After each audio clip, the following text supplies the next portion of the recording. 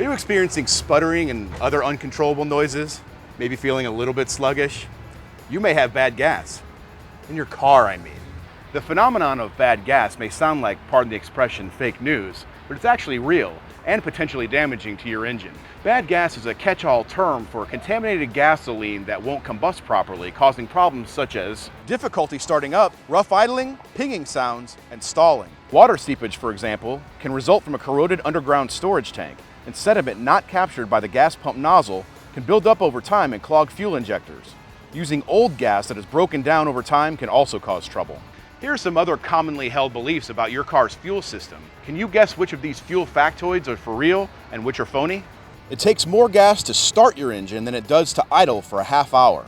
Phony. Fuel injection has all but eliminated gas waste upon ignition. In fact, as long as you're not stopped at an intersection, you're going to be idling for more than 10 seconds. You're better off shutting off your engine. Filling up with premium once in a while makes your car run better. Wrong again. Your car is designed to run in the fuel grade prescribed by the manufacturer. Using higher octane premium in a regular gas car is a waste. Spend your money on something more practical like scratch off lottery tickets. If you're running on empty, shutting off AC saves gas. This one is true.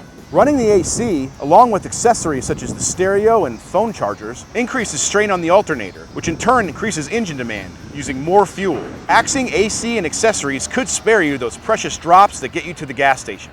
The old sugar in the gas tank trick is a sweet way to exact revenge on someone. Apart from being criminal, the old urban legend that the sugar will caramelize into cement, causing irreparable harm to the engine, is pure Kane fantasy. While it's certainly not good for the engine, and the owner should have it cleaned out immediately by a pro, sugar doesn't dissolve in gasoline, and the fuel filter should catch it before it reaches the engine. But whether it works or not, dudes, don't do this.